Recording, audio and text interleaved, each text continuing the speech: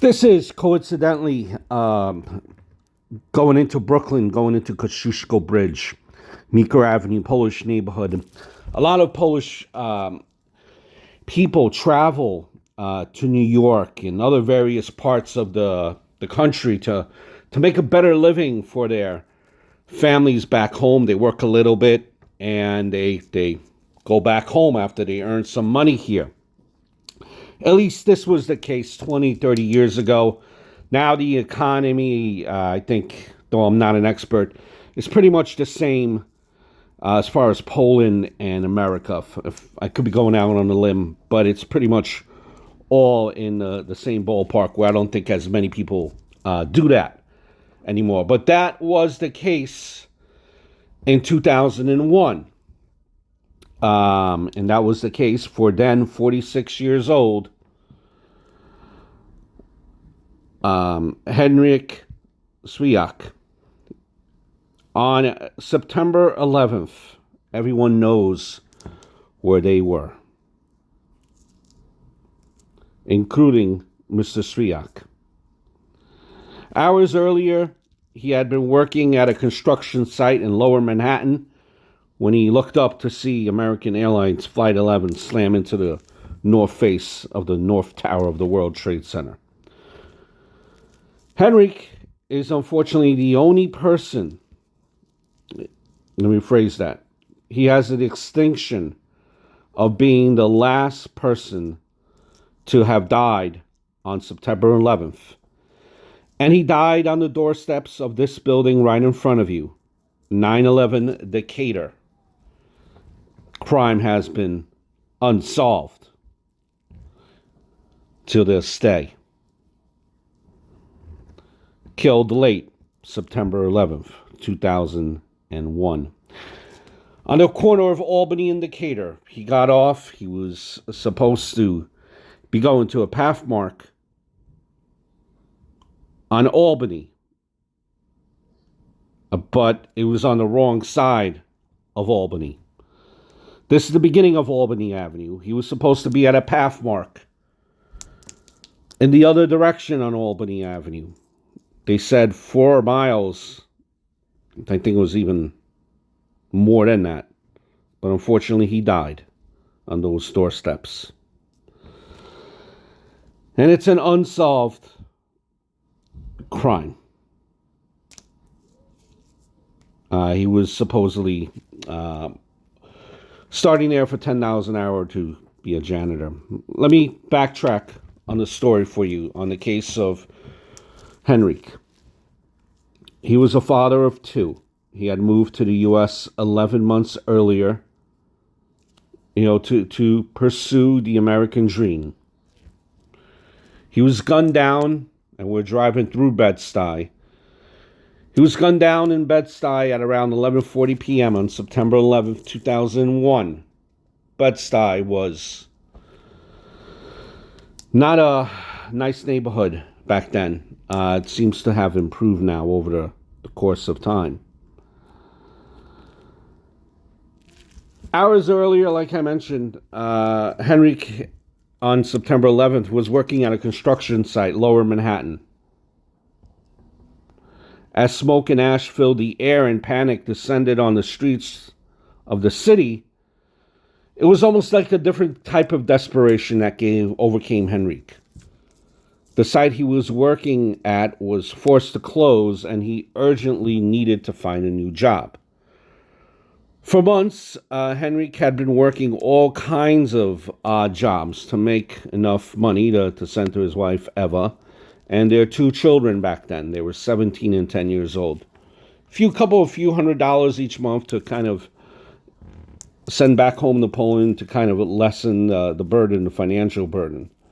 He left them in October of 2000 after losing his job as a railway inspector and struggling to find another. He thought the U.S. was an opportunity, land of opportunity. Moved across the Atlantic.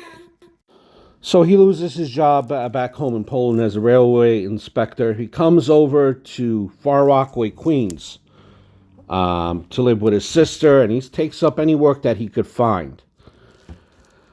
Workaholic. All he did was work, work, work because he had to. He wanted to provide for his family back home, his sister once said in an interview. Unable to afford going even one day without working, Henryk, who spoke very little English, returned home to Queens to phone his wife and let her know that he was safe. This is on the day of September 11th, because as you remember, he was working in the city. She pleaded with him to stay home, but he refused. Walking to a Polish employment agency in Brooklyn, where he was offered a job cleaning a Pathmark supermarket for $10 an hour. Now, in hindsight, that probably wasn't even just speculation, even a valid listing. If it was, not much was going to go down that day because everything was just frozen still. His shift was due to start at midnight, but Henryk never arrived.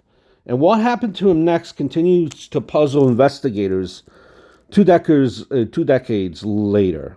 We're back in front of the house here again where he died on these doorsteps. After lining up the cleaning job, he asked his landlady for directions to the Albany Avenue Pathmark. The pair, they look at a subway map and they outline his route.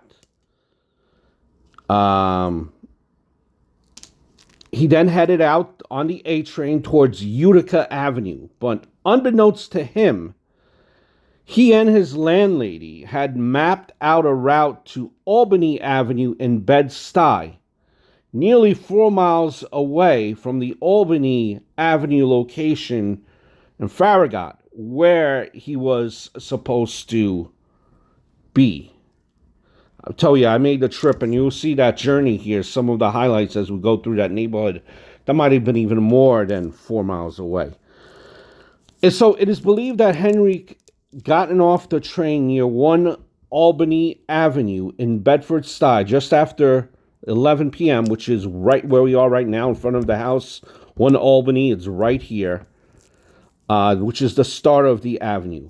He then made the crucial mistake of turning left instead of right, which eventually brought him to the intersection of Albany and Decatur Street. We're at that intersection of Albany and Decatur Street right now. At the time, the neighborhood was a hotbed. Narcotic activity, gang shootings. It was a community that, was being held hostage by drug dealers. It wasn't really the type of place that you would go wandering around alone at night. That neighborhood at that point didn't really take kindly to outsiders. But alone and lost, Henryk definitely was that day. It's unclear to him what happened, but somehow near 119th Decatur Street, he was believed to have been confronted by a group of unknown individuals. They believe witnesses told investigators that they heard the voices of men arguing, followed by a succession of gunshots. Many witnesses said that they were too scared to look out the window or to race to Henryk's aid. When Henryk was wounded, he had been shot once in the chest. He staggered across the street, managed to climb up those steps that we've seen of that house, of a brownstone, where he frantically rang that doorbell, pleaded for someone to help him, but his desperate calls weren't answered. He then stumbled down the steps, fell face down on the sidewalk. You come here for a better life, a life of better freedom, and to be killed that way, it just hurts. It was said that the precinct to begin with was always shorthanded because Bed-Stuy was such a busy neighborhood at the time for crime. To give scale, in 2001, there were probably at 35 detectives handling about 5,000 criminal cases a year. Check that. 35 detectives handling about 5,000 criminal cases a year. Probably doing about 20 murders and about 75 non-fatal shootings. That's a lot of work for 35 detectives. They were always tapped, always stretched out. And then you obviously combine the events of 9/11. Officers within that 79th precinct, like most of the first responders in New York City on 9/11 that day, were dispatched in and around Lower Manhattan, close to the wreckage where the Twin Towers once stood. By the time a call came in about the shooting of Henryk in Brooklyn, there was only one detective to spare. The NYPD's crime scene unit, which typically aids in investigating homicides and sexual assault cases, was unable to tend to the case. There is your crucial 48-hour window there being, the first 48, as they always say, being very crucially jeopardized. You had one person from the collection evidence team was only sent to help the lone detective. Complicating matters, witnesses were reportedly reluctant to share any information within the police. A lot of the residents told police they have heard the shots, but all claimed to have seen nothing. They were either scared for their lives or they just wanted to be left alone. Very little came of it, and the police resources continued to be stretched for another 6 months after 9/11. There were several theories, no leads.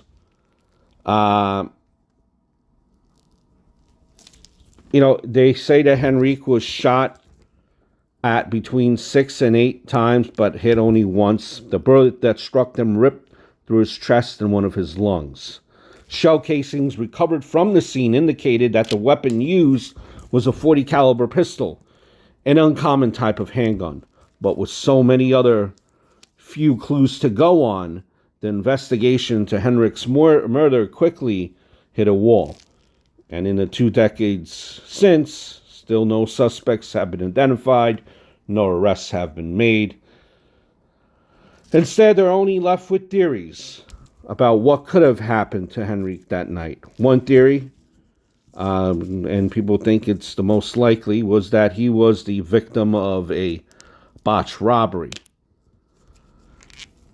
And the family's kind of trying to discredit that theory because he was found dead with his wallet in his back pocket that contained more than $75 in cash. Second theory, pushed by the family at the time, was that the Polish native, who was dressed in military fatigues with his foreign tongue, may have been mistaken for a terrorist, with the backdrop of September 11th.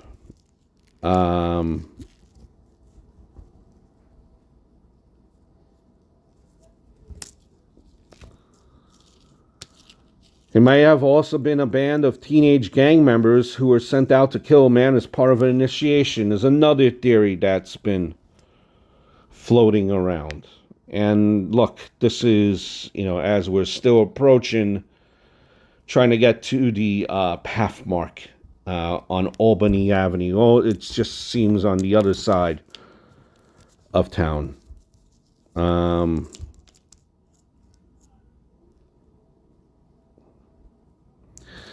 As that 20-year anniversary approached last year, his sister, Henryk's sister, had said that the passage of time really has done little to kind of mitigate her devastation over her brother's murder.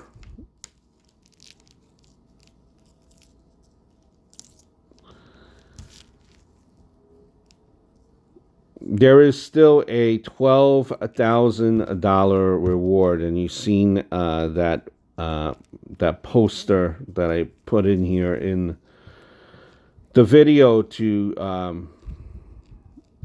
find his murder. Just very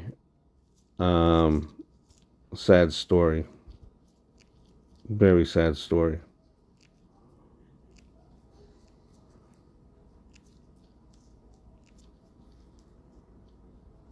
And the family does not feel that the killer will be caught. So, Henryk was among 2,997 people who died on September 11th, including the 19 terrorist hijacks aboard the 4 airplanes.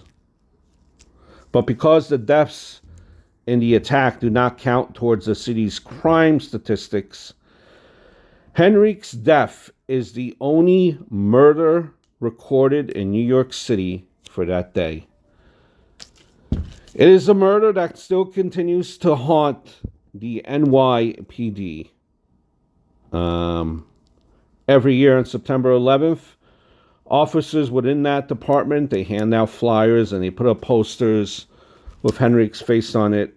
They're looking for new leads.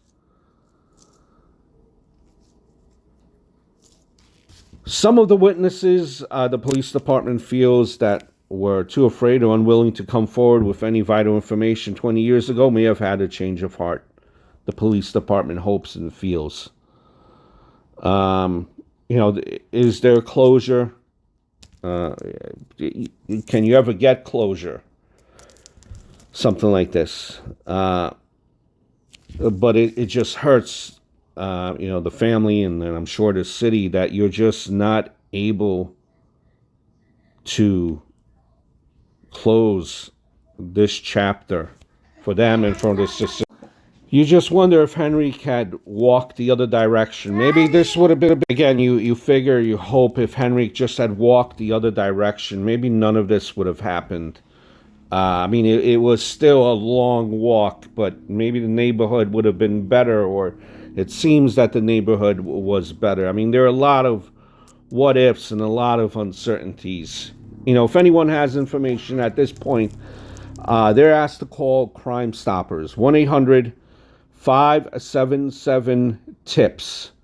Callers should refer to the Crime Stoppers poster number, that's BK-1375, when they're calling. Once again, before we leave you, in front of where unfortunately Henryk passed away, in front of that brownstone, as we're as we're wrapping up this video, just a sad story. The neighborhood now, if this were to happen nowadays, I don't think it would have happened. It's a better neighborhood.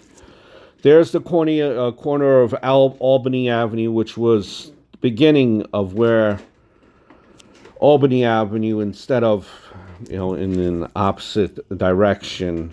Again, and here is the path mark that Henryk signed up to work for, which unfortunately he lost his life and just trying to earn an honest dollar for his family and everyone, and just an unfortunate event.